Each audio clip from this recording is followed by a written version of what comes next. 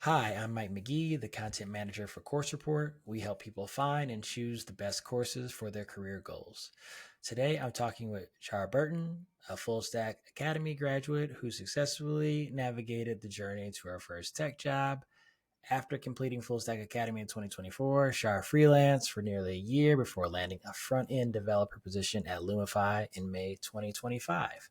We'll hear about her bootcamp experience and the strategies that helped her secure her full-time developer role. All right, let's dive straight into pre-full stack. What inspired you to do a coding bootcamp, and then why did you ultimately choose Full Stack Academy? It was actually my boyfriend who inspired me to do a coding boot camp. I was working at a vet clinic, and he managed to pivot into software engineering via a boot camp. And I just saw like how happy he was and how fulfilled he was, and I was like, all right, I gotta do this. Yeah, that's how I initially, thought of the idea of getting into a boot camp. I chose Fullstack Academy specifically when I quit my job in 2023 in the summer. I spent a few months really debating between like tech and nursing, ultimately landed in tech, and then basically talked to my cousin who works at Amazon in tech, and she kind of like sat me down and was like, all right, you should do coding, and here are some boot camps you could try. So I looked into a bunch of different boot camps and basically wrote this like giant Google Doc of like comparing all of these different boot camps. And I used like course support and a bunch of other services to kind of like, determine like, all right, where do they rank for me? What are things that are important for me? So for me, I mean, cost of course is important. The job placement rate was important to me, what coding languages they use, their reputation. And then I really liked reaching out to graduates, and then just on LinkedIn asking their opinion of like, how was it? And did you feel like they prepared you and things like that? And then just generally like the rigor, the daily schedule, things like that.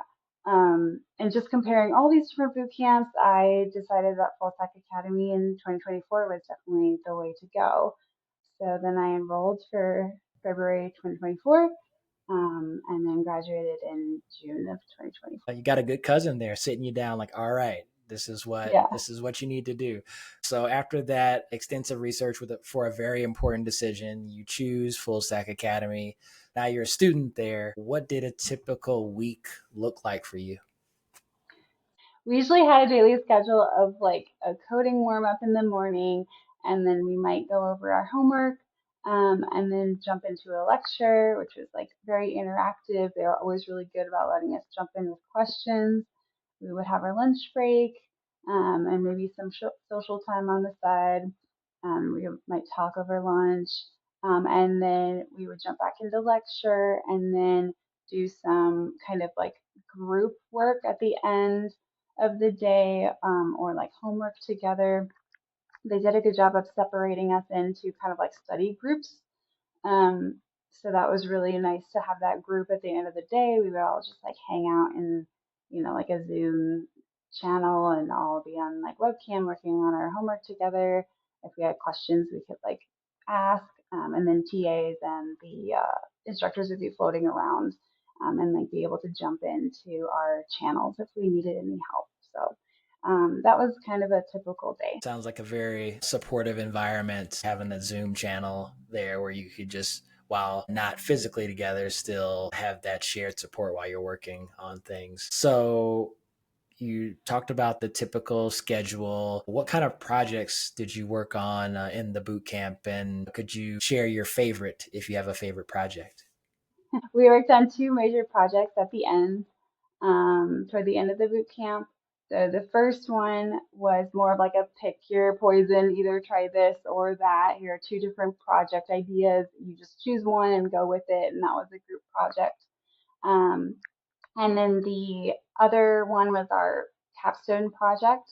And that was very much like open the floodgates, use all of your technical knowledge, go as far as you want with this, with within reason, within guidance. So that was definitely my favorite project. We ended up doing like battle cats is what we called it. It was just battleship that we created in browser, but instead of like little battleships, we had little cats that would show up, and that was really fun. Basically, you like are able to jump into a session with another player, and then you pick where your cats are on your rug, and you kind of align them secretively.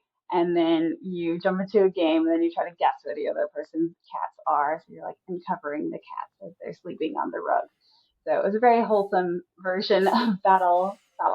It was a great opportunity to work in a group and really apply those technical skills and like just go crazy when it comes to like, adding more functionality, more things on top of React and more things on top of Postgres. So you're starting to really understand like more libraries, more functionality, and then also being able to like set and meet timelines, which is really hard. But having like those TAs and instructors available to you. So if you're like, I'm going to do this giant thing, they're like, maybe not, maybe tone it down a little bit, and because we only have so many weeks. And then just like generally the collaboration process was really good to do across time zones as well. And that's very realistic of what it's like working in the industry. And then just generally like learning your project development cycle, being able to implement some Kanban or some Agile or different methodologies just to get you creating tickets, giving work to certain people, designating who's going to work on what and for how long. And those are also really great skills. So I just love that like real world component. They definitely tie in that real world component throughout the course, but especially at the very end, they're like, all right, go crazy, make the thing. So that was really awesome to have that like real world experience toward the end. Love the different kinds of projects you can work on. Having a lot of boot camp experience myself, it's kind of transformed from I built this blog or I made Yeah. this meal recipe app or whatever. I think Battle Cats is a lot more enjoyable. No disrespect to blogs and meal recipe apps, but it's cool to hear that sound like a very exciting project. And through that, and I'm sure other projects that you worked on while at Fullstack, you're learning how to work in a group, version control, and implementing these new technologies, and learning product development life cycles, all through secretly positioning cats on a screen. So that's awesome. Thanks for sharing that. So you finish Full Stack Academy. How did Full Stack Academy prepare you for the job search? What went into the career curriculum? So throughout the program, they did a really good job of just weaving in some career readiness. We even got to go and like watch some final capstone presentations for other cohorts and then talk to them about their, job search coming up. So that was really cool. Generally, we have at Full Stack Academy, there's an awesome network of career coaches. They put together there's kind of a course that you go through of like different webinars. There might be one on like, oh, how do you make your LinkedIn really shine? And then there's another one on how to make your resume, another on how do you write a cover letter? How do you even begin your job search? And how do you keep track of what you've applied to? Um, so those combined with the internal job posting kind of software they use was called Prentice. That was really great for any internal job postings that they would have, and then also like internal communications with the career coaches as well, feedback on resumes, things like that. And then also our instructors did a very good job of helping us on the technical side. They hosted some technical interview prep, like one-on-one practice. So we had kind of a few lectures on, all right, here's how a general like coding interview is going to go. Here's the Reacto method you can use to really plan the steps of like how you approach your problem solving in an interview.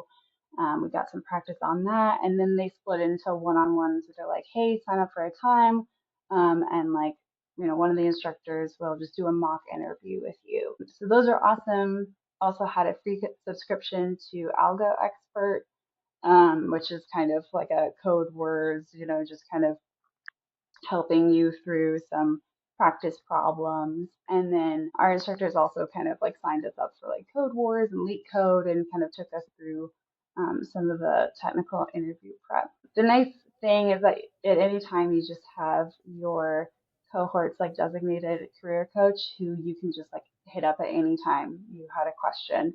And they were generally pretty available, and you could just pick a time, meet with them, and get customized help on whatever you're struggling with at the time, whether it's building a resume or,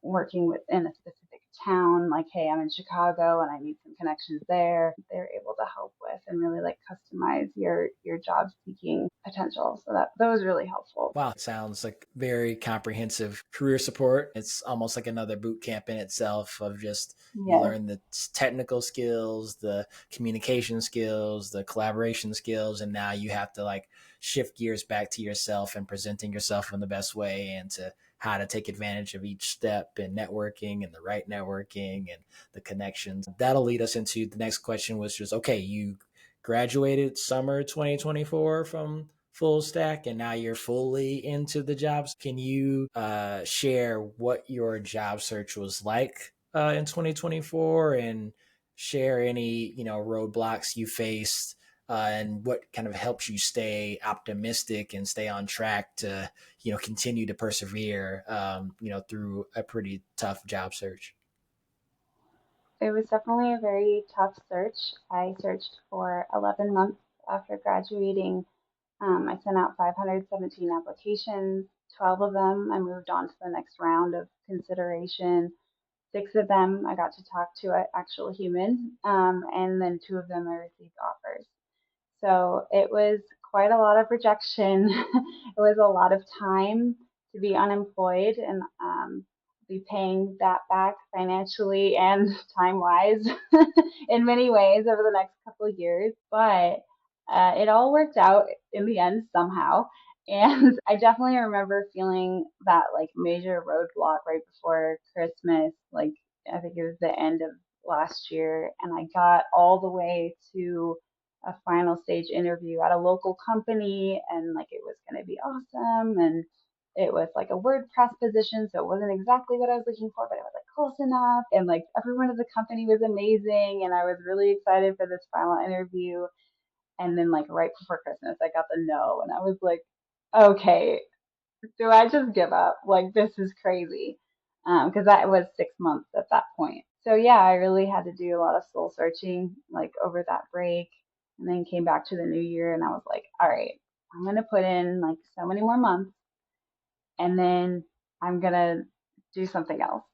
And so I think for me, really having that time allotment to myself and saying like, okay, not only do I just have like, I came into the new year, I was like, I have like, I'm gonna put in like another like 6 months and then I'm done, kind of attitude really helped me. But also like having daily goals. So I got to the point where I was like, I'm gonna send out 10 applications a day, Monday through Friday. And so I did that for a few months. And that's where I started to get results in like the late spring of 2020. Let's see, that would be this year, so 2025. So definitely, be prepared for this to be a marathon. Obviously you want to jump into how did you ultimately land your full-time job, but I also know that freelance work played or was in this timeline somewhere. So could you talk about when and how did you land your freelance work, and then ultimately how did you land your full-time role at Lumify? Yeah, so the freelance work was actually just me going on Facebook and going like, all right, family and friends, you guys need a website built? So that's what I did. And my mom just immediately like snatched me up. She was like, all right, I have this piano studio. Like, we need a website. Could you help me build it? So the two of us just kind of worked on that. And that was like my freelance project, as it were. And like as silly as it felt, just like making a website for my mom, it was actually really valuable. And I got to talk about it a lot in a few interviews I had, and just be like, hey, I got to really work with someone who's, non-technical in the coding language in the coding world, and be able to, really work on that skill of like, all right, how do I explain this to my mom? It's like, so that was a really great opportunity. Then from there, I just try to get involved in my community as much as possible, doing like hackathons, just trying to get involved in the local. I'm in Phoenix, so the local Phoenix dev community is just amazing. Shout outs to them. Um, but yeah, so that was kind of the freelancing thing. I actually ended up getting the role at Lumify um, through LinkedIn Easy Apply, which is like, if you talk to like any career advisor in tech these days, they're like, don't do the LinkedIn Easy Apply. But I was getting to that point in the springtime where I was trying to do the 10 applications a day, and I just was really having trouble trying to customize everything and write specific, resumes. So I was like, all right, let me just shotgun approach it. Let me just send out a ton. And I ended up doing a lot of LinkedIn Easy applies. And that one I applied for a back end position. And then even though I feel like my skill set is a little bit more set up for front end, I decided to apply anyway because that's what I saw. And then I got the recruiter, like our HR department, reached out to me via email, and then we scheduled a call. She moved me on to the next stage, which was talking with the VP of product. And then he and I had a Zoom call. And then our office is in Scottsdale. So then he moved me on to the next round, which was an in person interview at the Scottsdale HQ. So that was like really high pressure for me. That was my first in-person interview. And I remember like midway through the interview, like my brain just shut off. And I was like so nervous because we had kind of like we had kind of decided I would be applying for this back end role. And then I show up to the interview and they're like, well, your skill set's actually more in front end. Like, are you more interested in front end? And I was like, well, yeah. So then, like midway through the interview, it's like, all right, we're gonna do a front end interview. So all of the questions I had prepared for on the back end side were just thrown out the window, and I was like, uh oh. So I was like really nervous and like literally shaking. And I remember like my brain just like turned off halfway through the interview.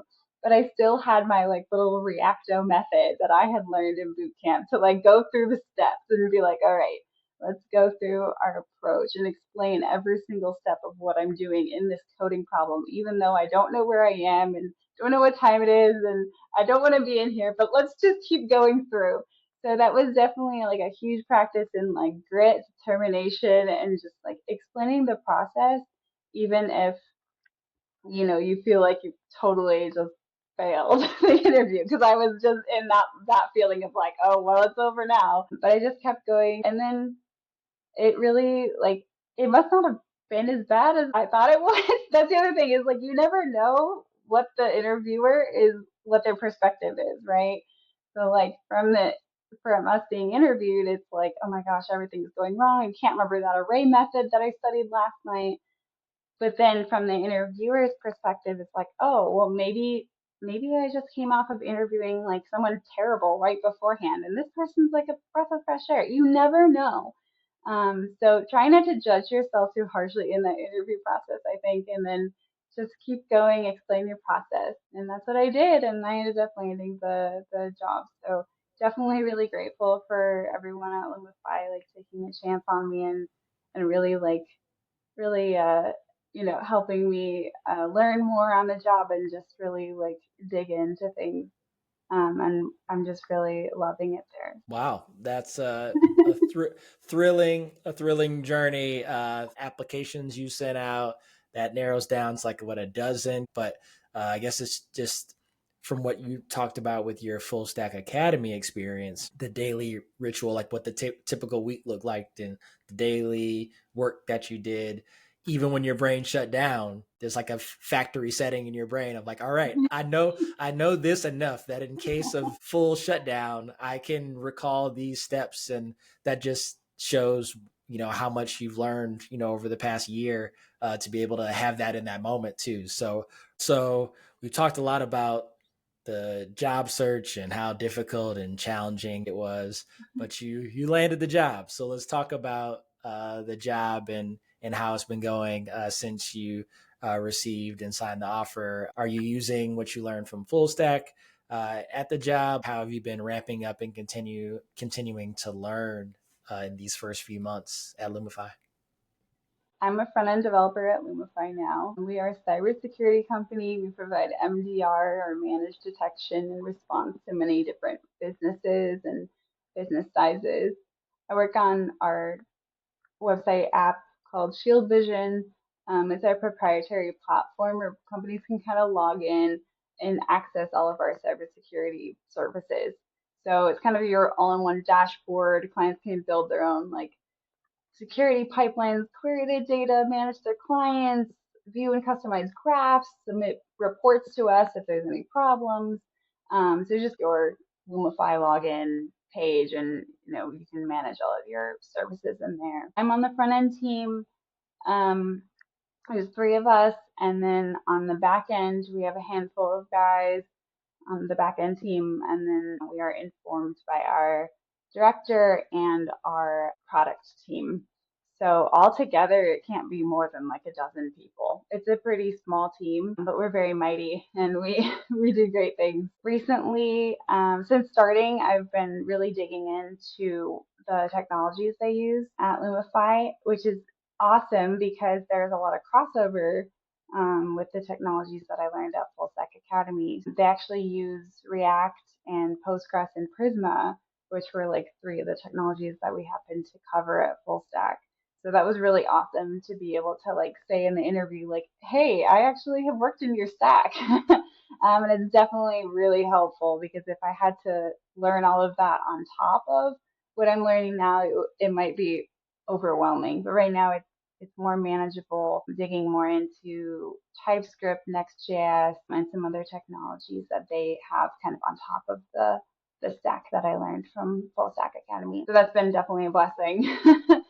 And then I have also been like picking up some tickets as well. So already we're so fast moving that already my fixes to the code have been pushed to production multiple times.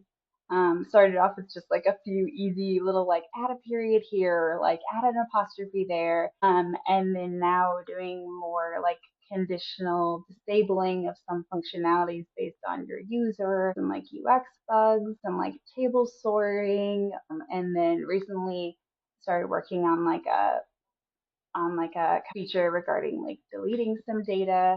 So it's really exciting and very fast moving. So there's a lot to learn, and you can get your hands like dirty in the code really really easily. So I'm really enjoying that, and I have a great manager and a great team around me that all like help support me. So yeah, they have just been awesome. I love that it started off with like, yeah, fix this, add a comma, add a, period Yeah. here. And then it's like, all right, into the ocean. Like, let's do some more difficult things. So it's cool to see that that's happening, and you have a tiny but mighty team and a great manager there. So I'm very happy to hear that it's going well to start. All right. So final couple questions for you. You've already shared pieces of advice for current future bootcamp students, but I'm curious, what advice would you give someone who reached out to you and said, hey, I'm getting ready to start Full Stack Academy. I see that you graduated from the program recently. What advice would you give me? I think for people really considering the boot camp route, it's really important to think of this as a marathon and not a sprint. Your health and your finances come first. It's really important to take care of yourself and really important to really budget this out because as well meaning as all these boot camps are and all the amazing services they give us, at the end of the day, they're a business and they're providing a service in exchange for some sort of payment. So making sure that this is a really wise financial decision for you and securing whatever you need, scholarships, loans, whatever you need in order to get through. And then also budgeting time after you graduate for that job search. For me, it took 11 months. So really thinking long term and budgeting out financially, what am I capable of affording, so that when you go into the boot camp, you are ready for that long term marathon of looking for the job afterwards, because it will take some time and it's best to be prepared. That's like my number one. Like, if you take anything away from our little video today, it definitely finances and health really are important. And your health is super important, because if you can't take care of yourself properly during a boot camp, how can you expect to take care of yourself properly when you're unemployed looking for jobs, when you're part time looking for jobs, or when you're fully employed? So that's kind of the reality. So I actually, during my boot camp, I ended up like taking up running, which I hate.